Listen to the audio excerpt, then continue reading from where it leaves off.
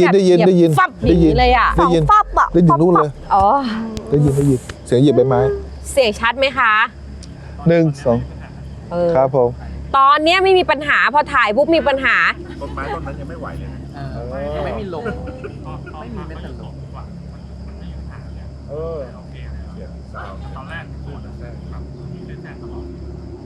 แปลกมากคืออยากใช่ตอนพระสวดอะของเราหายค่าแล้วถ้าไม่เป็นแค่อิ่มกันนี้อ่ะเป็นหมดเลยใช่ไหมเราสบายใจเดินทุกคนมันคงขัดข้องอะมันคงขัดข้องสวัสดีค่ะ สวัสดีครับขอต้อนรับทุกท่านนะคะเข้าสู่รายการเรื่องเล่าแคมป์ไฟค่ะตอนนี้นะคะเราก็ยังอยู่กับน้องๆที่น่ารักของเรานะคะเราก็พี่ชายอีกคนนึงของน้องอิ่มนะคะเขากลับมาแล้วนะคะหลังจากที่เขาห่างหายไปนานแต่เราจะไม่บอกนะว่าพี่น้อยหายไปไหนจะไม่บอกเราจะไม่บอกอะไรนะขอดูมือหน่อยคันก่อนที่เราจะไปฟังเรื่องราวหลอนๆนะคะขออนุญาตแนะนำตัวน้องๆก่อนพี่น้อยยังไม่รู้จักน้องๆของหนูใช่ครับเริ่มจากด้านขวามือของพี่อิ่มเลยค่ะสวัสดีค่ะบีมายนะคะจากซีรีส์เรื่อง Unlock Your Love รักได้ใหม่ยายตัวร้ายค่ะสามารถดูได้ที่ช่องทางไหนคะช่องทาง YouTube ช่อง K11D ค่ะ K11D นะคะอยากดู Unlock Your Love นะคะและทางขวามือของริมเลยสวัสดีค่ะเนียค่ะมาจากซีรีส์ Unlock Your Love รักได้ไหมใหญ่ตัวร้ายค่ะรักได้ไหมใหญ่ตัวร้ายชื่อเหมือนในแบบนิยายเกาหลีน่ารักมากเลยอ่ะเป็นแนวใหม่ของซีรีส์นะคะซึ่งบอกเลยว่าในประเทศไทยเนี่ยต้องเปิดใจนะบอกเลยว่าติดงอมแงมใครที่อยากดูนะคะสามารถไปดูได้ที่ YouTube K11D ได้เลยค่ะโอเคไหนพี่น้อยเนี่ยหลังจากห่างหายมานานเขายังไม่ได้กลับมาเลยเขาเพิ่งได้กลับมา EP นี้เดี๋ยวไปฟังพี่น้อยก่อนดีไหมพี่น้อยไปเก็บเรื่องราวอะไรมาไหนเล่าให้ฟังหน่อยสิผมคนแรกเลยเหรอใช่พี่น้อยคนแรก เรื่องมันเกิดขึ้นที่ไหนพี่น้อยคือจริงๆอ่ะมันเป็นเรื่องที่เราเคยเป็นท้าคล้ายๆว่าเหมือนท้าทายผีอ่ะแต่เหตุการณ์นี้เขาว่าน่ากลัวไหมมันไม่น่ากลัวแต่มันแปลกใจอย่างนึงคือว่าผมสมัยย้อนไปเมื่อพศ2535หรือ36นี่เนี่ยผมจำไม่ได้นะดูเกิดได้3 ปีเหรอแต่ที่เหลือเนี่ยยังไม่เห็นพี่แววเลยนะก็คิดว่าผมก็เด็กๆกันนะเอาเด็กๆดีกว่าก็ช่วงนั้นก็ดื่มสุรามันก็ไม่ดีอ่ะนะแต่ก็เป็นเด็กวัยรุ่นคนวัยรุ่นต้องผ่านหมดอ่ะครับเด็กวัยรุ่นคือคล้ายๆว่าท้าทายเราอ่ะท้าทายว่าจะไปกินเหล้าหน้าเมนโอ้โหหน้าเมนกินตั้งเยอะไม่ยอมไปกินกันที่ตั้งเยอะแล้วสมัยก่อนน้ำไฟกิ่งขั้นถนนไม่มีนะไม่มีก็ใช้แล้วอยู่ต่างจังหวัดด้วยใช่ไหมใช่ไม่มีเลยอ่ะใช้ไฟมอเตอร์ไซค์เข้าแสงไฟแค่นั้นเองแล้วก็ตั้งวงกัน4 คนแต่เราเอาขนมปังที่มันสีขาวสีชมพูอ่ะพาเอาไหมคล้ายๆว่าเราไปดื่มเหล้าแล้วก็เอาขนมปังเนี่ยไปตั้งหน้าเมนแล้วก็ทูบปักก็เป็นเล่นๆกันแต่ผมไม่ใช่ต้นคิดแต่ผมก็ไปกับเขาเฮฮากับเขาไปไม่ได้คิดอะไรแต่ปัญหาคือทูบหมดแล้วเนี่ยเขาให้ผมมากินลองกินเฉยๆก็คิดว่าขนมอันนั้นน่ะเราเป็นคนเอามาเองมันก็ไม่น่ามีอะไรก็ลองกินดูนานแม้กว่าที่พี่ทูบน้อยๆมันหมดอ่ะรู้สึกเขาว่าจืดชื่นไหมไม่ใช่จืดธรรมดาจืดชื่นอ่ะจืดคล้ายๆแห้งๆเหมือนติดคอคันคออ่ะรสชาติไม่มีรสชาติเลยซึ่งปกติไอ้ขนมปังเนี้ยมันมีรสชาติแต่ก็เราไม่ใช่รสชาติที่เด่นๆนะมันก็มีรสชาติกินอะไรประมาณมีความนุ่มอะไรประมาณนี้ก็เลยสงสัยเอะใจว่าไอ้ของแบบนี้มันมีด้วยเหรอขนาดว่าเราเอามาเองแท้ๆแล้วเพื่อนคนอื่นกินไหมก็กินอยู่2 คนก็รู้สึกเหมือนกันรสชาติอันนี้มันนานละแล้วหลังจากนั้นโดนอะไรบ้างไหมก็ปกติแล้วยังจะกลับไปกินที่นั่นไหมหมายถึงว่าหลังจากนั้นเราก็ยังกลับไปลองอีกครั้งเดียวแล้วก็ไม่ได้ไปอีกเลยเพราะไม่รู้เนี่ยมันใกล้ๆถนนก็เลยไม่กลัวอะไรกันพูดถึงเรื่องเมนคิดออกมาเรื่องนึงเลยคือมีหลายๆครั้งมากคือพี่มาทำรายการผีมาเยอะใช่ไหมเรียกว่าน่าจะเป็นรุ่นรายการผีล่าๆใหม่ๆอ่ะก็คือน่าจะเริ่มตั้งแต่รุ่นนั้นแล้วอ่ะแล้วอิ่มมาพูดกับพี่ๆในกองเสมอว่าเฮ้ยพี่อย่าพยายามเล่นกับเมนนะเมนมันเล่นไม่ได้จริงๆนะยังไงมันก็เล่นไม่ได้นะ คือเวลาที่เราจะคิดเกมหรือคิดอะไรเนี่ยให้ผู้เข้าร่วมรายการเนี่ยไปก็เขาก็ต้องแบบไปที่โหดๆเนาะไปทำตรงเมนไปกินน้ำตรงเมนไปอะไรตรงเมนอย่างเงี้ยซึ่งพี่หญิงก็จะให้หลีกเลี่ยงมาตลอดเลยบอกว่าอย่าไปแตะเลยบางอย่างมันแตะไม่ได้ก็อย่าไปแตะมันไม่โอเคอะแล้วเสร็จแล้วมันก็ต้องมีจุดที่โปรดักชันมันเต็มเหนียวแล้วซึ่งมันไม่มีอะไรเล่นแล้วอะแล้วสถานที่เนี้ยมันต้องเล่นที่เมนอะพี่หญิงก็เลยบอกว่าเอางี้นะถ้าเราจำเป็นจะต้องเล่นที่เมนจริงๆสิ่งที่เราจะต้องทำเลยคือเราต้องเอาผีทั้งหมดตรงนั้นอะออกไปเลี้ยงตรงอื่นก่อนเพราะว่าไม่งั้นถ้าพี่ไปเล่นตรงเมนแล้วผีเยอะขนาดนั้นพี่เอาไม่อยู่แน่คนเนี้ยจะต้องซวยไปอีก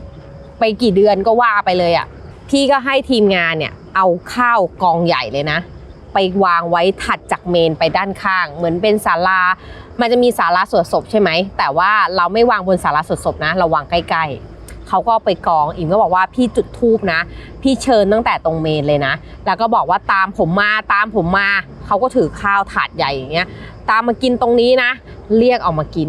แล้วก็รีบถ่ายเลยเริ่มถ่ายคือเข้า EP นั้นเลยอ่ะเข้าไปตรงสถานที่ตรงนั้นเลยพิธีกรก็สั่งว่าให้แขกรับเชิญเนี่ยเดินเข้าไปตรงเมนเพื่อที่จะไปเล่นเกมตรงนั้นแล้วในขณะที่เขากำลังนั่งและเขาน่าจะต้องจุดธูปถวายอะไรบางอย่างแล้วกินอย่างที่พี่น้อยทำเนี่ยแหละแล้วในขณะที่เขากำลังนั่งอยู่อ่ะเขาก็รู้สึกเลยว่ามันมีลมแบบวูบเข้ามาอย่างเงี้ยเขาบอกพี่แบบพี่เป็นเขาเรียกแต่พี่แบบพี่หนูไม่ไหวนะพี่อยากให้หนูนั่งตรงนี้นะพิธีกรเขาก็ต้องกำกับใช่ไหมบอกว่าไม่เป็นไรทำอย่างที่บอกก่อนเขาก็บอกว่าต้องทำอะไรบ้าง1 2 3 4เขาก็เริ่มนั่งทำแล้วพี่อิ๋มมาเห็นแล้วเพราะพี่อิ๋มไม่ได้เห็นที่มอนิเตอร์นะพี่อิ๋มมาเห็นภาพเหตุการณ์ที่อยู่ตรงหน้าเมนเลยตายห่าแล้วพี่อิ๋มพูดคำนี้เลยนะข้าวหมดข้าวมันไม่มีวันหมดได้มันจะหมดได้ยังไงใช่ไหมข้าวหมดพี่อิ๋มก็หันไปบอกเลยว่าข้าวหมดได้ยังไงแล้วทีมงานอ่ะก็รีบวิ่งไปดูเลยวิ่งไปข้าวหมดหมามันกินหมากินจริงๆมันกินหมดเลยแล้วตายแล้วคือเพราะว่าถ้าข้าวหมดแปลว่าพวกเขาอ่ะก็ต้องกลับมาแล้วก็คือแขกรับเชิญเราอยู่ตรงนั้นแล้วอ่ะมันทำอะไรไม่ได้แล้วอ่ะข้าวก็หมดกองถ่ายแล้วเหมือนกันคือข้าวก็ไม่มีแล้วเพราะว่าเตรียมมาสำหรับเอาไปเส้นไหว้แค่นั้นน่ะเราก็ต้องปล่อยฟรีเลยอะคราวนี้แขกรับเชิญก็รู้สึกแล้วแบบพี่หนูไม่เป็นตัวเองแล้วพี่ช่วยหนูด้วยคือ EP นั้นจำได้เลยว่าคือเขาน็อกเลยอะน็อกกลางอากาศตรงนั้นเลยอะต้องไปเอาออกมาต้องเอาน้ำมนต์ลูบต้องล้างซวยให้เขาเลยอะต้องใช้คำเนี้ยคือกว่าจะช่วยได้นี่คือแบบเป็น EP ที่แบบบอกเลยว่าอย่าเล่นกับเมน1เมนไม่ใช่เมนล้างเมนยังใช้อยู่มันเป็นประตูคนเป็นคนตายมันเป็นประตูที่เราใช้ส่งคนตายไปอยู่อีกภพภูมิหนึ่งแล้วดวงวิญญาณเนี่ยที่อยู่ตรงประตูนั้นอ่ะมันเหมือนวิ่งขึ้นวิ่งลงวิ่งขึ้นวิ่งลงอย่างเงี้ยเป็นประตูที่ไปทั้ง2มิติอ่ะและอยู่ดีๆคุณไปจุดธูปอ่ะแล้วคุณเรียกเขามาคุณไปกินของเขาแล้วคุณกินไปอย่างเงี้ยโชคดีที่พี่น้อยไม่เป็นอะไรนะแต่ถ้าเป็นก็คือเขาจะแฝงคนนั้นอะไปเลยแล้วก็คือซวยซ้ำซวยซ้อนต้องใช้คำนี้จนกว่าจะไปเจอพระอาจารย์ดีๆหรือไปเจอความโชคดีแล้วก็ล้างพวกนี้ออกไปเพราะไม่งั้นเขาก็จะตามเราไปทุกที่ต้องใช้คำนี้นะว่าทุกที่แล้วก็จะมีคำถามอีกว่าอ้าวพี่แล้วถ้าหนูแค่แบบขึ้นไปส่งศพเวลาต้องไปงานศพอย่างเงี้ยมันไม่เป็นไรเพราะว่าขึ้นแล้วการลงมาคุณก็จบแล้วอะแต่ว่าอันนี้คือคุณไปลองของไงคุณไปจุดธูปคุณแม่หลายคนมากนะที่ไปลองกับเมนแบบเนี้ยแล้วลองไปสืบได้เลยลองไปตามมาเลยอะว่าก็มีจบไม่สวยเยอะมากแล้วเขาไม่เอาวันนั้นนะเขาเอาวันถัดไปแล้วก็ตายโหงนะครับไม่ได้ตายธรรมดาคือตายโหงเลยคือพี่อะเตือนจนไม่รู้เตือนไงแล้วแต่เคสของพี่นี่พี่ไม่ได้คนปักธูปนะแต่เพื่อนเอายื่นมาให้กินนะนั่นแหละคือใครที่เอาง่ายๆใครที่แบบปากดีที่สุดอะแล้วไปพูดอะบอกกูไม่กลัวหรอกกูนั่นนี่หรอกเขาไม่เก็บเราวันนี้นะเขาเอาวันที่เราเผลออะเอาวันที่เราไม่มีสติเอาวันที่เราประมาทนั่นแหะแล้วเขาเล่นเลยเพราะอย่าลืมนะเขาเป็นวิญญาณสัมภเวสีอะเขาก็อยู่ในอีกนิดนึงก็จะมนุษย์แล้วนะ เขาจะทำอะไรก็ได้อะแล้วถ้าไปท้าทายเขาแบบนั้น เราเกิดไปเจอดวงวิญญาณที่มันเหี้ยวสุดๆอย่างเงี้ยทำไงอะเขาก็เล่นเลยอะนั่นแหละตั้งแต่ EP นั้นมาถ้าเป็นเทปที่พี่ทำไม่มีเทปไหนที่เป็นเมนอีกเลยเพราะว่าเรารู้แล้วว่าเราเล่นไม่ได้ เต็มที่ก็คืออยู่แค่บันไดอะอยู่ใกล้ๆไม่มีทางขึ้นไปหน้าปากประตูเมนไม่แน่นอนหลังจากนั้นมาพี่อิ่มดูหลายๆเทปของหลายรายการเนาะที่แบบเป็นเล่นหน้าเมนพี่อิ่มแบบเสียวนะใจมันต้องถึงพอนะแล้วเขาต้องจิตแข็งมากๆอะถ้าจิตแข็งมากๆเขาก็อาจจะไม่เป็นอะไรแต่อย่างที่พี่อิ่มบอกนะวิญญาณเขาไม่ลืมนะเขาไม่ลืมนะเขาแค่รอเวลาแต่ช่วงนั้นผมไม่เชื่อเรื่องผีเห็นไหมมันต้องแข็งๆอ่ะไม่เชื่ออะไรเลยไม่เชื่ออะไรเลยแล้วไม่แบบสนใจไม่กลัวเลยพอตั้งวงก็ตั้งคือเมรู้อ่ะเมรู้ตรงกลางใช่ไหมด้านล่างเป็นที่นั่งซ้ายขวานั่งกินตรงเนี้ยอีกคนนึงก็ไอ้ขนมไปอยู่ตรงไอ้ตรงข้างบันไดอ่ะไอ้ตรงกลางบันไดไม่ได้เลยแต่มีตามไหมถ้าตามเขาไม่ตามนานขนาดนั้นหรอกเขาก็เล่นพี่ตรงนั้นเลยเพราะส่วนใหญ่ที่บีมเห็นนะคือไม่เกิน3 เดือนไม่เกิน3 เดือนเพราะหลังจาก3 เดือนก็คือถ้าไม่มีก็ไม่มีเล่ามันต้องดูความแจ็คพอตด้วยนะว่าเราไปเจอวิญญาณเฮี้ยวหรือเปล่าถ้าเราดันไปเจอวิญญาณโหดๆเฮี้ยวอ่ะเขาก็ไม่ปล่อยเราไว้อ่ะจะให้แน่ขนาดไหนให้จิตแข็งขนาดไหนเขาก็เอาลงได้อ่ะมันต้องใช้คำว่ามันต้องมีวันที่ดวงเรามันซวยอ่ะเนาะหรือแบบวันนั้นมันอาจจะเป็นวันที่พลังงานวิญญาณเขาแรงที่สุดอย่างวันโกนอย่างเงี้ยคือพลังงานเขาแรงมากอย่างเงี้ยแล้วมันจะมีวันโกนหลายแบบอันนี้คือวันไหนข้างแรมอันนี้ข้างแรมวันโกนข้างแรมแต่ยังไม่ได้แรมที่สุดมันมีวันโกนข้างขึ้นอะไรอย่างเงี้ยมันก็จะเบาลงไปหน่อยอย่างเงี้ยโอเคมาฟังเรื่องของเด็กๆบ้างดีกว่าบีมายหรือน้องเนียดีบีมายแล้วกันเหตุการณ์นี้เกิดขึ้นที่ไหนคะเกิดขึ้นที่โรงแรมแห่งหนึ่งนะจังหวัดหนึ่งหนูไปเที่ยวกับเพื่อนที่จังหวัดแห่งหนึ่งค่ะแล้วทีนี้ก็จองโรงแรมกันตอนที่ดูโรงแรมเนี่ยก็โอเคไม่มีปัญหาอะไรมันไม่มีรีวิวแย่ๆแบบเซิร์ชแล้วก็ไม่เจอเรื่องแปลกประหลาดอะไรอย่างเงี้ยค่ะแต่พอไปถึงเนี่ยโรงแรมโอเคเลยนะคะแบบปกติเลยแบบสวยๆเป็นโรงแรมโฮเทลอะค่ะเป็นแบบฟิลประมาณนั้นแล้วทีนี้พวกหนูก็ตอนแรกพี่พนักงานเขาถามว่าเปลี่ยนห้องไหมก็คือว่าห้องที่หนูจองไปเนี่ยมันจะเป็นห้องที่เป็น2 ห้องติดกันเป็นอย่างเงี้ยค่ะแล้วก็ห้องน้ำอยู่ตรงกลางก็คือตรงเนี้ยทางเชื่อมก็คือเปิดประตูไปปุ๊บจะเจอห้องน้ำตรงนี้เลยแล้วก็ตรงนี้ก็จะเป็นอีกห้องนอนหนึ่งอันนี้ก็จะเป็นอีกห้องนอนหนึ่งอะไรอย่างเงี้ยค่ะตอนแรกเขาจะให้เปลี่ยนเป็น2 ห้องที่เป็นแบบแยกกันเลยใช่แต่ทีนี้พวกหนูบอกไม่เปลี่ยนอะไรเงี้ยก็ขอห้องเดิมแล้วเขาก็บอกว่าห้องนี้หน้าต่างเปิดไม่ได้นะคะหนูก็บอกไม่เป็นไรค่ะแบบไม่ได้เปิดหน้าต่างกันอยู่แล้วพอขึ้นไปห้องปุ๊บเนี่ยพวกหนูก็เดินสำรวจห้องสักพักนึงก็ไปเช็คหน้าต่างก็มันก็เปิดไม่ได้จริงๆแต่ว่ามันเป็นหน้าต่างหลอกทั้ง2 ห้องเลยใช่ขนาดหน้าต่างห้องน้ำยังไม่มีเลยค่ะปกติมันจะต้องมีหน้าต่างเป็นช่องระบายนิดนึงใช่ค่ะแล้วแบบความรู้สึกที่อยู่ในห้องนั้นนะคะก็คือเหมือนเป็นแบบมันไม่มีความชื้นอะไรเลยมันมีแต่แบบความอับอะไรเงี้ยถ้าเราไม่เปิดแอร์มันก็แบบหายใจไม่ออกฟิลนะคะแล้วทีนี้พวกหนูก็ไปเช็คห้องแล้วก็เจอกางเกงตัวนึงวางอยู่คือวางอยู่ตรงไม่รู้ว่าหนูจำไม่ได้ว่าตรงในตู้เสื้อผ้าหรือว่าตรงเก้าอี้โต๊ะเครื่องแป้งน่าจะเป็นของแบบ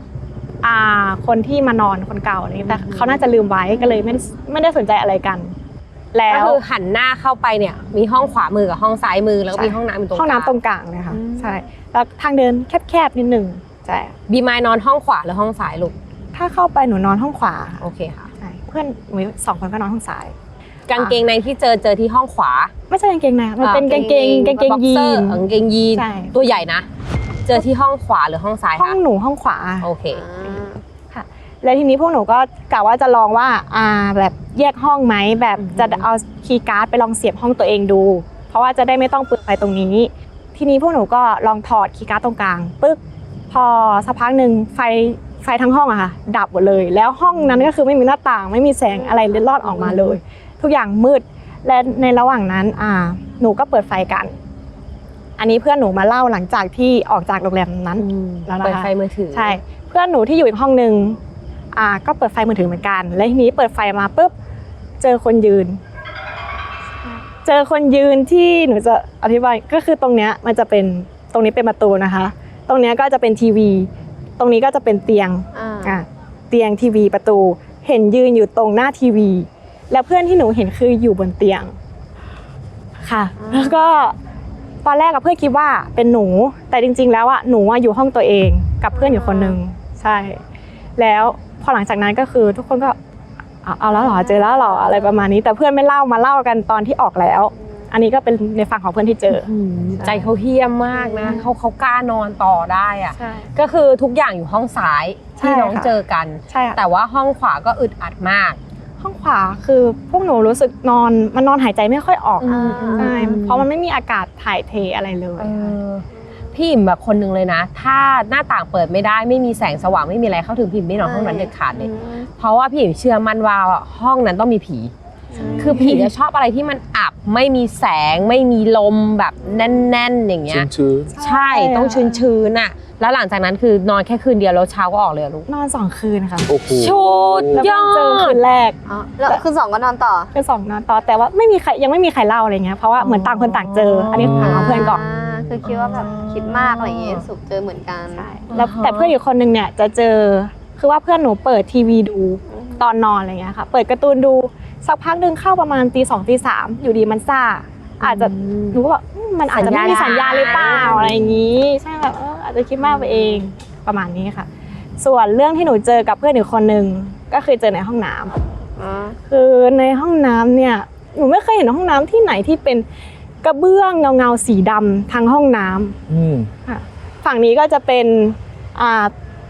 เลยเป็นห้องอาบน้ำที่เป็นกระจกใสๆตรงนี้ก็จะเป็นอ่างอาบน้ำนะคะแล้วก็ตรงนี้ก็จะเป็นโถคือมันสะท้อนแบบกระเบื้องมันสะท้อนเห็นหมดเลยอะค่ะ มันเงา ใช่แล้วทีนี้หนูเข้าไปในห้องน้ำเพื่อที่จะไปอาบน้ำตอนหนูเข้าไปเนี่ยหนูก็มองกระจกแล้วก็มองห่างตามาเห็นกระเบื้องอะค่ะกระเบื้องสีดำมันสะท้อนไปข้างหลังหนูเห็นเคยดูโคนันไหมคะมันเป็นเงาตัวร้ายในเรื่องโคนันนะคะเป็นสีดำๆคนดำๆยืนอยู่ตรงที่ มันแอบอยู่อย่างเงี้ย ไม่ยืนเลยค่ะ ยืนแบบนิ่งๆปกติหนูก็ยืนจ้องแบบไม่ใช่หรอกไม่ใช่หรอกมั้งอะไรอย่างนี้หนูก็เลยทำใจ3 2 1หันไปอ๋อผ้าเช็ดตัววางอยู่อะไรแบบผ้าเช็ดตัวมันวางแบบเป็นทรงที่เหมือนแบบ เหมือนคนเลย เป็นสีดำเป็นคนสีดำอะไรอย่างงี้แต่ไม่ใช่แต่พอมองอีกทีนึงในกระเบื้องสีดำอะมันเหมือนไม่ใช่ที่เราเห็นตอนแรกเพื่อนอีกคนหนึ่งก็เจอแบบนี้เหมือนกันแต่ทุกคนก็บอกว่ามันเป็นแค่ผ้าขนหนู โอเคมันเป็นแค่ผ้าขนหนู ใช่ หนูมองโลกได้แง่ดีดีแล้ว ดีลูกดี แต่เข้าไปหนูว่าโง่เฮงมันก็ไม่ดีแล้วค่ะ ใช่ไหม ไม่มีอะกระเบื้องสีดำมันไม่มีไม่เคยเห็น ใช่ไหม กระเบื้องห้องน้ำสีดำแบบสะท้อน อารมณ์ เพิ่งไปมาไม่นานนี้ปะหรือว่าหลายปีแล้ว ปีที่แล้วค่ะ อ๋อไม่นาน นั่นนี่พี่ก็ว่าไม่น่านานอ่ะน่ากลัว เหมือนที่เก็บวิญญาณเลยเนาะ น่ากลัวมันอับชื้นแล้วมันมีอะไรอย่างงี้ไม่ไหววะแต่มันก็มีคนแบบพี่น้อยเนี่ยแหละไปพักได้นะ อุ้ยหาเรื่องเล่า เขาเกิดกับเพื่อนเรา ไปอีกแล้วพี่ มาถึงน้องเนียแล้วเรื่องมันเกิดขึ้นที่ไหนคะน้องเนีย ก็คือกับตัวเองค่ะ ว้าว อันนี้น่าจะเป็นชัดสุดในชีวิตเนี่ยแล้ว ที่ไหนครับ ที่บ้านเนี่ยค่ะที่บ้านหาดใหญ่ อ๋อหาดใหญ่ คือเนี่ยทำงานอยู่ที่กรุงเทพใช่ไหมคะแล้วช่วงนั้นเป็นช่วงวันหยุดหรืออะไรนี่แหละ แต่ก่อนที่จะกลับหาดใหญ่อะเนี่ยไปงานบวชของญาติก่อนที่จะกลับ หลังจากบินกลับนอนคืนแรกไม่เป็นไร คืนที่2อะเนี่ยฝันเรื่องนี้แหละคือเนี่ยขยับตัวไม่ได้เหมือนอารมณ์ผีอำถ้าพูดกันง่ายๆแต่เนี่ยเคยเกิดอาการอย่างเงี้ยบ่อยตอนที่แบบเราเหนื่อยแล้วเนี่ยก็เลยไปหาในเชิงวิทยาศาสตร์เขาบอกว่ามันเป็นอาจจะเป็นกล้ามเนื้อมันล้าอะไรอย่างเงี้ยค่ะเนี่ยก็เลยไม่คิดอะไรมาจนคืนที่2ฝันอีกฝันประมาณว่าเราเห็นแค่เป็นเงาเราขยับไม่ได้แต่มีคนจับตัวเราอยู่ตอนนอนแล้วพยายามพูดแต่พูดไม่ได้ คือเขาพูดไม่ได้หรือเราพูดไม่ได้ เขาพูดไม่ได้และเราด้วย ซึ่งเนี่ยจำได้ว่าเนี่ยไม่ได้หลับเนี่ยลืมตาและเนี่ยแต่เนี่ยขยับไม่ได้ แล้วเราพูดกับใครไม่ได้เลยเขาก็พูดกับเราไม่ได้ คือลักษณะห้องนอนเนี่ยเป็นห้องนอนที่มีเตียงเราเตียงเดียว เตียงเดียว แล้วเราก็นอนอยู่ ใช่แต่ว่าคานข้างบนน่ะมันจะเป็นบ้านเนี่ยมันจะมีคานด้านบนอยู่อะค่ะแล้วเนี่ยนอนตรงพอดีแต่โดยปกติเขาบอกว่าไม่ให้นอนตรงคาน ไม่ให้นอน ใช่ ตรง ให้นอน เป๊ะ เฉียง กลางเตียงอย่างนี้เลยเหรอ ก็ตรงเป๊ะค่ะ ว้าว เราก็นอนอะไรอย่างเงี้ยทีเนี้ยรอบที่2เนี่ยก็ฝันเหมือนเดิมเลยฝันเรื่องเดิมซ้ำๆอยู่อย่างนั้นนะคะ จนคืนที่3ที่มันมาชัดก็คือว่าเราเห็นเป็นเขามาเลยเขาใส่สูทรองเท้าคัชชู เป็นผู้ชาย สูทสี แล้วก็ดำแต่เขาเฮ้ยทำสีทำไมอ่ะ ต่อ โอเคแต่ว่าทีเนี้ยเขาเหมือนเป็นวัยกลางคนแต่หน้าเขาไม่เละนะเขามาแบบเขามาดีอะไรอย่างเงี้ยค่ะ แบบ เขามาหล่อเขามาหล่อ ใช่ค่ะเขามาหล่อเลยเนี้ยแต่เนี่ยได้ยินเสียงเขาพูดประโยคสุดท้ายคือเรียกชื่อเนี่ยแบบกล้องแบบหูกล้องเลยอะเรียกว่าตะโกนคำว่าเนี่ยคำว่าดังคำหนึ่งเป็นชื่อเราเนี่ยแล้วก็เนี่ยตื่นเนี่ยก็ไม่ไหวแล้วก็เลยแบบบอกพ่อว่าเราแบบเล่าให้พ่อฟังพ่อก็เลยพาเนี่ยไปวัดตอนแรกเข้าไปหาพระอาจารย์พระอาจารย์ก็ไม่ได้พูดอะไรเขาก็ลดน้ำมนต์อะไรให้ปกติจนจังหวะเนี่ยกำลังเดินออกพระอาจารย์เรียกกลับมา ต้องเห็นแล้วแหละ พระอาจารย์เรียกกลับมา แล้วก็ใช้น้ำมันอะจำได้ว่าเขาลูดตรงหัวเนี่ยไปตรงนี้แล้วก็แบบอธิบายมาว่าแบบเขาเห็นนะเขารู้นะว่าแบบเราเจออะไรมา แล้วเนี่ยไม่เล่าอะไรเขาฟังเลยนะเนี่ยไปหาพระอาจารย์ก็คือนั่งเงียบๆนิ่งๆว่าก็ไม่ได้แบบเล่าอะไรเลยแล้วเขาก็อธิบายมาลักษณะที่ตรงทุกอย่างว่าเราเห็นอะไรมาอย่างเงี้ยเขาบอกว่าไปทำบุญให้นะเพราะว่าแบบเขาอาจจะตามเรามาตรงที่งานบุญงานบวชของญาติเราอะไรเงี้ยค่ะแต่ว่าหลังจากที่เราไปทำบุญอะไรเงี้ยพ่อเนี่ยเป็นคนจิตแข็งมากมากพ่อเนี่ยก็เลยมานอนที่ห้องแล้วก็พูดกับห้องนี่แหละว่าถ้ามีอะไรอ่ะให้มาสื่อสารกับพ่ออย่าสื่อสารพี่น้องเพราะเนี่ยเป็นคนกลัวเนี่ยจิตอ่อนอะไรพี่เชื่อ เนี่ยจิตอ่อนมากแล้วก็นั่นแหละก็ไปเจอแต่จริงๆก่อนสร้างบ้านหลังเนี้ยมันก็จะมีอีกเรื่องนึงคือห้องตรงนั้นนะคะจริงๆบ้านเนี่ยเมื่อก่อนก่อนที่จะมาสร้างบ้านเนี่ยมันเป็นแอ่งน้ำเป็นบึงน้ำบ้านตรงจังหวะใกล้เสร็จเนี่ยแม่เนี่ยมานอนห้องนั้นแล้วอยู่ๆเหมือนกึ่งหลับกึ่งตื่นมีเด็กมาล้อมรอบเตียงเด็กตัวเล็กๆนี่แหละมาล้อมรอบเตียงแล้วแบบประมาณว่าแม่ช่วยหนูด้วยช่วยหนูอะไรอย่างเงี้ยค่ะก็เลยทีเนี้ยไปเล่าให้พ่อฟังพ่อก็เลยไปถามคนละแวกนั้นสรุปว่าที่ตรงนั้นเนี่ยมันจะมีคลินิกทำแท้งเถื่อนที่เขาโยนศพลงมาตรงแอ่งน้ำนะคะตอนหลังแม่ก็เลยไปทำบุญให้หมดเลยก็เลยทุกอย่างโอเคบ้านก็อยู่สุขสบายมีในความฝันนะเนี่ยแม่นมากเลยแม่เนี่ยจะเจอบ่อยแต่พ่อจะจิตแข็งพ่อจะไม่ค่อยเจอพ่อจะแบบจิตแข็งมากแต่แม่เนี่ยจะเจอบ่อยมากใช่แต่ตอนนี้ก็ไม่มีเจออะไรแล้วหลังจากวันนั้นเป็นต้นมาก็เราไปส่งเขาหมดแล้วเนาะใช่ค่ะหมดแล้วว่าเขาคงไปอยู่ในภพภูมิที่ดีกันหมดแล้วแหละเนี่ยก็แบบแม่เคยฝันถึงเขาเลยอะไรอย่างเงี้ยไม่มีอะไรแล้วนอนก็มีอาจจะมีแบบเหมือนเดิมคือขยับตัวไม่ได้แต่นี่คิดว่านี่เหนื่อยแต่เนี่ยไม่เคยฝันถึงเขาไม่เคยฝันซ้ำๆแบบนั้นแต่นั้นมัน3 วันติดเนี่ยทนไม่ไหวจริงๆเหนื่อยอ่ะวันนั้นอ่ะค่ะมันล้าเนาะมันเหมือนทนกินพลังงานชีวิตไปอ่ะใช่น่ากลัวมากเลยนั่นแม่ใช่เนี่ยน่ากลัวมากเลยลูกค่ะเด็กๆมีเรื่องสั้นๆอีกสักเรื่องนึงไหมลูกของหนูก็จะเป็นที่บ้านย่าหนูค่ะบ้านคุณย่าของน้องบีมาย ใช่ค่ะอยู่จังหวัดอะไรคะจังหวัดใกล้ๆกรุงเทพเนี่ยค่ะโอเคว่าคือบ้านย่าหนูก็คือเขาจะเป็นฟิลร่างทรงก็จะมีครบทุกองค์เลยอะค่ะทั้งองค์ปู่ทวดองค์ปู่ขาวองค์ฤาษีแล้วก็มีกุมารคือมีแบบห้องหนึ่งห้องนั้นเป็นห้องที่รวมแบบตั้งโต๊ะบูชาเลยอะค่ะใช่แล้วทีนี้มีวันเดี๋ยวนะอีฟก่อนพี่อยากรู้มากเลยคือตั้งแต่เราเริ่มถ่ายรายการมาเนี่ยจะมีผู้ชายสูงประมาณ175หน้าแบบแก่ๆเลยผมขาวเลยอะแล้วก็นุ่งขาวห่มขาวเลยนะ นุ่งขาวห่มขาวแบบจริงจังเลยอะแล้วเขาก็ยืนอยู่หลังพี่ไม้เนี่ยตลอดเวลาเลยท่านเนี่ยสังเกตเห็นพี่หยิมจะหันไปมองเฮ้ยจริงๆเจ๊จะหันไปมองตลอดเวลาเลยเว้ยว่าแบบเหมือนเขามาเฝ้าหนูอะแล้วพี่ก็พยายามแบบก็บอกว่าเฮ้ยมีอะไรเขาก็ไม่พูดพี่อิ่มเว้ยเขาก็ไม่พูดแล้วเขาเป็นคนแก่ที่หน้าดุอ่ะแต่เขาเจนเทิลกับเรามากเว้ยแต่พี่อิ่มไม่รู้ว่าเขาคือใครแล้วเขาก็หันมายิ้มจนพี่อิ่มบอกว่าแบบใครวะอาจจะเป็นปู่ทวดปู่ขาวใช่ค่ะเพราะว่าย่าหนูชอบพาไปกราบไหว้ที่พะเยาใช่ไปเวลาไปกับย่าที่ไรก็จะไปกราบไหว้เขาที่พะเยาท่านจะมีลูกประค ใช่ อยู่ตรงเนี้ย ใช่ค่ะ ติด คือหมือน ตัวเลย ฟิ สะพายแร่งไว้ นี่ อะ สีเลยค่ะ สีขาว ใช่ค่ะหลักๆคือมีหลายองค์มากที่หนูไปไหว้อะไรมีองค์ดำด้วย จังหวัดพะเยาอยู่วัดไหนครับ หนูจำวัดไม่ได้มันอยู่บนเขาเลย อยู่ ค่ะ บนเขา แต่องค์ดำก็คือที่หนูจำได้ มันอยู่ใกล้ๆวัดเลยค่ะ คือมันจะเป็นบันไดเยอะๆแล้วก็มีองค์ดำอยู่ตรงกลาง แล้วก็มีบันไดขึ้นไปอีก ส่วนวัดก็จะขึ้นต้องขับรถขึ้นไปบนเขาอีก เล่ามามันเป็นยังไงแม่บ้านคุณยายเนี่ย ก็คือวันนั้นเป็นวันที่มีงานปาร์ตี้วันเกิดใครสักคนนึงนี่แหละลูกหลานเขาอะค่ะหนูก็ไปนอนบ้านเขาแล้วทีนี้เหมือนมันดึกแล้วประมาณเที่ยงคืนตี 1 ตี 2ย่าก็บอกว่านอนได้แล้วปิดไฟเพราะพวกหนูนอนกันข้างล่างอะไรอย่างเงี้ยค่ะก็แบบปิดไฟกันนอนอะไรกันได้แล้วทุกคนแบบแต่ก็ยังเสียงดังกันอยู่สักพักหนึ่งในบ้านก็ได้ยินเสียงดังตึ้งรอบแรกก่อนย่าก็พูดมาว่าเอาแล้วเป็นไงล่ะย่าบอกให้นอนแล้วปู่มาแล้วประมาณนั้นค่ะใช่แบบปู่บอกให้นอนแล้ว แต่พวกหนูก็ยังคุยเล่นๆกันอยู่ใช่สักพักหนึ่งเป็นเสียงจากปั๊มน้ำที่ปกติมันไม่ดังขนาดนี้มันจะเป็นตึกแบบดังๆเลยค่ะพวกหนูแบบรอบ 2แล้วนอนกันดีกว่าประมาณนี้เป็นที่บ้านย่า พี่ว่าปู่เองมาแน่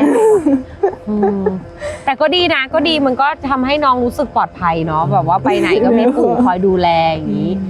พี่ว่าก็ดีแหละเพราะว่าปู่เขาไม่ได้ดุพี่หรอกแต่ว่าเหมือนแบบเขาเฝ้าจนน่ากลัว เข้ามาปกปักรักษา ใช่เพราะว่าเขาเป็นครูบาอาจารย์แล้วเราอะเลี้ยงยากตั้งแต่เด็กไงพอเราเลี้ยงยากเราก็ต้องถูกฝากไว้แบบนี้แหละเพื่อไม่ให้แบบเขาเรียกว่าอะไรอะให้จิตมันแข็งอะให้เลี้ยงง่ายๆอะแต่ว่านานหรือยังลูกที่ไม่ได้กลับไปอ่ะ พี่ว่าเราต้องกลับไปแล้วนะ อันนี้รู้ใช่นานตั้งแต่หนูขึ้นมหาลัยยังไม่ไปเลยค่ะประมาณ 3-4 ปีมันต้องกลับไปแล้วอ่ะเพราะว่าถ้าเราไม่กลับไปอ่ะเราจะได้รับการปกปักคุ้มครองที่น้อยลงแล้วมันจะทำให้เวลาที่เราเจอเรื่องที่ยากลำบากท่านจะช่วยไม่ได้มันเหมือนกับไปชาร์จพลังอะไปเติมพลัง ไปเก็บพลังงานนี้ เผลอกลับมาปังๆก็ได้เหมือนได้ปังๆเนาะย่ายังโทรมาอยู่ค่ะเพิ่งล่าสุดก็คือเขาจะทำงานขึ้นบ้านใหม่ทุกปีแต่ว่าหนูไม่ได้ไปมา2 ปีแล้วล่าสุดที่เขาเพิ่งโทรมาเมื่ออาทิตย์ที่แล้วหนูก็ยังไม่ได้ไปเหมือนพิธีไหว้ครูประจำบ้านไปเถอะลูกกลับเถอะถ้าไม่งั้นคราวหน้าพี่ว่าเขาน่าจะมาตามหนูอีกรูปแบบหนึ่งถึงที่ห้ามโรงงานแม่นะสงกรานต์เอาสัก1 วันไหมไปก่อนน้องกลับเอาละค่ะเรื่องราวตื่นเต้นน้องก็จบกันไปแล้วต้องขอบคุณน้องบีมายและน้องเนียมากๆนะคะว่าถ้ามีโอกาสนะไปเก็บเรื่องผีมาฝากพี่อิ่มนะแล้วเดี๋ยวมาเล่าในเรื่องเล่าแคมป์ไฟพี่อิ่มอีกนะยังไงก็ต้องฝากติดตามผลงานของน้องๆด้วยนะคะทางช่อง K11D นะคะเป็นช่อง YouTube ที่ทุกคนต้องติดตามงอมแงมแน่นอนค่ะติดงอมแงมแน่นอนวันนี้นะคะเราทั้ง4คนต้องขอลาไปก่อนนะคะสำหรับท่านใดที่มีเรื่องราวสยองขวัญอยากจะมาแชร์ประสบการณ์ในรายการเรื่องเล่าแคมป์ไฟนะคะสามารถส่งเรื่องราวของท่านมาที่เพจเรื่องเล่าแคมป์ไฟได้เลยค่ะเดี๋ยวจะมีทีมงานติดต่อกลับไปสำหรับวันนี้เราทั้ง4คนต้องขอลาไปก่อนนะคะฝากติดตามรายการเรื่องเล่าแคมป์ไฟในช่อง YouTube อิ่มไดอารี่ด้วยค่ะสวัสดีค่ะสวัสดีครับบ๊ายบายขอบคุณมากนะคะทุกคนที่มาในวันนี้ขอกรุณาไม่ต้องตามใครกลับบ้านให้ตามพี่เจได้คนเดียวไม่ตามไม่ตามหรอกเขาไม่ตามพวกเราอยู่แล้วเพราะว่าพวกเราไม่มีอะไรให้เขาตามถูกต้องอะไรนะเขาไม่โกรธหรอกเขาชอบจะตายเวลาเรามาถ่ายรายการอ่ะไม่ได้มาฟังเรื่องราวของเขาอ่ะเขาสนุกดีมีคนเห็นในอีกมิติหนึ่งมันก็เป็นโลกเขาอ่ะเราแค่เราเอาเรื่องราวของโลกเขามาเล่าให้เราฟังกันเองเท่านั้นเองจะเป็นไปได้ไหมเราจะเชิญเขามาเล่าไม่ได้น้องว่าไม่ได้ยากไปเจ๊เล่นผีถ้วยแก้วอะไรไปล่ะไม่ได้คนนั้นต้องไม่ใช่อิ่มอ่ะอิ่มจะยืนดูแลพี่ๆได้และเนียก็จะไม่อยู่ใช่ไม่ได้จริงๆเหนื่อยมากเลยอ่ะเหมือนนั่งผักตลอดอย่าเข้ามานี่ไม่เข้ามามาเขาอยู่ข้างหลังไงแต่เขาไม่เข้ามาคือช่วงตอนที่ปู่บีมายจะมาคือช่วงประมาณเทป 2พอเทป 2เขาคุมข้างหลังแล้วที่แรกอ่ะมันมีเธอเห็นต้นไม้ต้นนั้นปะ เนี่ยมองเข้าไปเห็นต้นไม้ต้นนี้ไหมมีผู้หญิงยืนอยู่ตรงเนี้ยแล้วก็มันหันหลังพิงต้นไม้แล้วก็พยายามมองตลอดแล้วมันจะเดินเข้ามาทางบีไม้เว้ยแล้วปู่เขาก็ออกมาฉันก็เลยรู้ว่าโอเคเขามีคนของเขาอยู่แล้วเสียงที่เหยียบใบไม้อะ มาอีกคนนึง อีกคนเป็นผู้ชายใช่ไหม มันเดินมาทางนี้มันเดินอ้อมพี่เจ๊กมาแต่ฉันไม่เห็นตอนจังหวะนี้ไงแต่ฉันน่ะเห็นอีกทีคือมันเหยียบฉันแล้วมันเหยียบหมายถึงว่ามันเหยียบพื้นแล้วมันอยู่ติดฉันแล้วก็มันได้ยินพร้อมกัน2คนเลยแล้วฉันถึงลุกไงเพราะฉันก็แบบแต่เนี่ยลุกก่อนแล้วมันตาเนื้อไปแต่ได้ยินเสียงเหยียบใบไม้ได้ยินเสียงนะมันรู้สึกเลยพี่ว่ามันมีคนเหยียบใช่มันมีคนยืนมันมายืนอย่างเงี้ยมันมายืนอย่างเงี้ยมันยืนอย่างนี้เลยแล้วเรายินเสียงเราก็ถึงแบบลุกก่อนไงมันเพื่อความปลอดภัยใช่ไหมเราต้องลุกก่อน หัวใจสุด แต่ ย น้ อ อง ด ลุก เล เร็ ยว เราต้องลุกก่อนแต่น้องกูกระโดดไปแล้วนะ วิชาตัวเบา แล้วเราต้องคิดเราต้องปกป้องน้องหรือเรายังไงดีวะโอเคเราก็ตอนเราต้องตกใจก่อนไงแล้วเราถึงจะเป็นผู้ปกป้องได้ไม่แล้วตอนแรกที่ได้ยินเสียงขนาดไอตอนเทปแรกอะที่ผมว่าโอ้โหมันยังไงวิญญาณมันคือวิญญาณเลยมันคือวิญญาณที่มันอยู่รอบๆนี่แหละแต่ว่าด้วยความที่พอเขาเริ่มสวดมนต์อะปกติอะวัดเนี้ยทางเดินวิญญาณมันคือเดินจากฝั่งนี้ไปฝั่งนี้แล้วก็เดินจากฝั่งนี้มาฝั่งนี้มันจะบรรจบกันแบบนี้ใช่แล้วเขาก็เห็นว่าเราถ่ายรายการอยู่ปกติเวลาเราถ่ายรายการเนี่ยมันจะมีสัมภเวสีมาฟังเราอยู่แล้วเขาก็จะเกาะตามต้นไม้พี่เห็นปะว่าตอนเราเล่าอ่ะใบไม้จะล่วงเอาคือแบบกูอยู่เล่าไม่ล่วงล่ะล่วงสิมึงล่วงสิเห็นไหมมันไม่มีเลยคือเขาอยากจะให้แสดงเพราะว่าเราก็ไปพูดกันว่าล่วงหน่อยอะไรก็ได้นิดนึงแต่ถ้าไม้หล่นมามันก็น่าตบแล้วนะคราวนี้มันก็ไม่ได้ไงใช่ไหมใช่นี่ไม่มีเลยก็กลับบ้านกันหมดแล้วไงหนังลิเกเลิกแล้วกลับบ้านได้อย่างเงี้ยแล้วช่วงนั้นกำลังสวดเขาสวดปุ๊บเขาก็แบบกำลังแรงเลยเขาเปิดโลกเนาะแล้วก็ส่งวิญญาณมันยืนตรงนี้เลยเป็นผู้ชายใส่กางเกงขาสั้นใส่กางเกงขาสั้นใส่เสื้อแขนสั้นแล้วก็แบบใส่ตัดผมอย่างเงี้ยตรงเนี้ยไม่เรียกรองทรงที่มันเนียบตรงเนี้ยคือเห็นแค่ห่างตานะแล้วพอเห็นเสื้อเราก็เลยถอยก่อนไงแล้วก็ต้องนึกไงเราจะปกป้องน้องหรือเราจะกลัวกับน้องดีวะ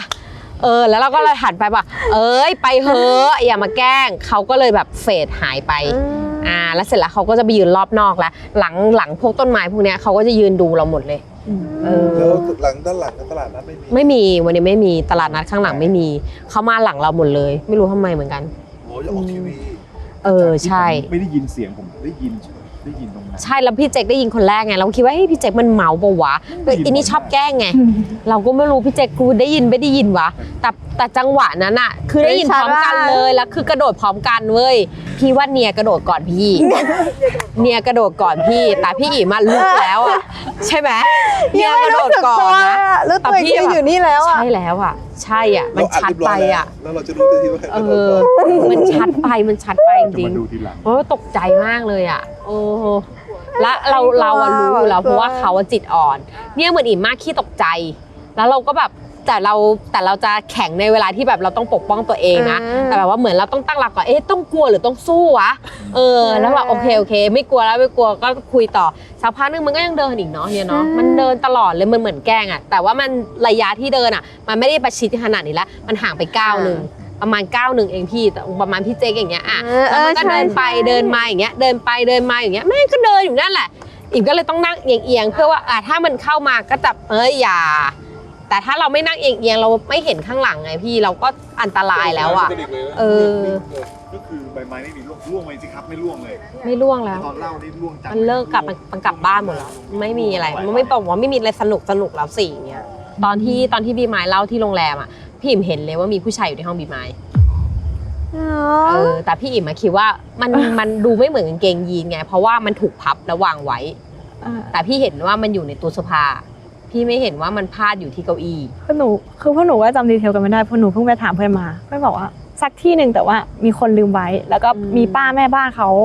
ตอนที่เก็บห้องแล้วเช็คเอาท์แล้วเนี่ยป้าแม่บ้านเขาก็เดินมาบอกว่าหนูลืมกางเกงไว้พวกหนูก็บอกไม่ใช่ค่ะคือน่าจะเป็นของคนเก่าที่ลืมไหมอะไรเงี้ยพวกหนูก็ไม่ใช่โรงแรมนี้มันหล่อนไปอ่ะหนูว่าแค่เข้าไปหนูดูจากลักษณะห้องแล้วหนูแบบไม่ปกติแน่นอนใช่พี่เห็นด้วยไม่ปกติ แต่อย่างของเนี่ยก็จริงก็คือเขาน่าจะตามมาจากที่อื่น ไม่ใช่คนของที่นั่น เพราะว่าคนของที่นั่นน่ะเป็นคุณตาเจ้าที่เลย ดูแลที่ดินตรงนี้อยู่ คุณตาไม่เคยไปไหนเลย แล้วก็ดูแลบ้านนี้ตลอดเวลา คุณตาก็บอกว่าไม่ใช่กูไม่ยุ่งพี่ก็บอกโอเค แล้วมันเป็นใครเขาเอาออกไปแล้ว มีพระอาจารย์ไม่ได้แก่เลยพระอาจารย์เขาบอกว่ามาช่วยให้เอาวิญญาณเนี้ยส่งกลับที่เดิม เพราะว่าเหมือนตอนนั้นที่เราไปอ่ะคือพวกเราสวยกันทุกคนก็เธอไปเดินพูดแล้วบอกฉันจะเป็นนางฟ้าฉันจะเป็นนางฟ้าเขาก็เลยบอกโอ้ยนางฟ้าทั้งนั้นเลยเขาก็เลยตามมา โดยที่ไม่ได้คิดอะไรตาเจ้าของที่เขาก็ไม่ได้คิดเขาก็คิดว่าอาจจะมาด้วยกัน เพราะว่าคนที่เจอไม่ได้แก่เลยยังแบบเอาไม่แก่เลยอ่ะแล้วก็รูปร่างสันทัดอ่ะแล้วพี่อิ๋มไม่เห็นสูตรดำพี่อิ๋มเห็นสูตรสีกรมธาตุแต่ว่าใส่แบบใส่ดูดีเลย ใส่ดูดีใส่ค่ะแคทชูสีดำเงาวับเลยแล้วก็เห็นใส่สูตรแบบควายมาแบบนี้กระดุม3 เม็ดเห็นแบบชัดมากเลยบอกว่าไม่ได้ตามน้องแล้วก็พระอาจารย์ก็ส่งกลับไปแล้วแล้วคุณตาเจ้าที่ก็เลยพูดว่า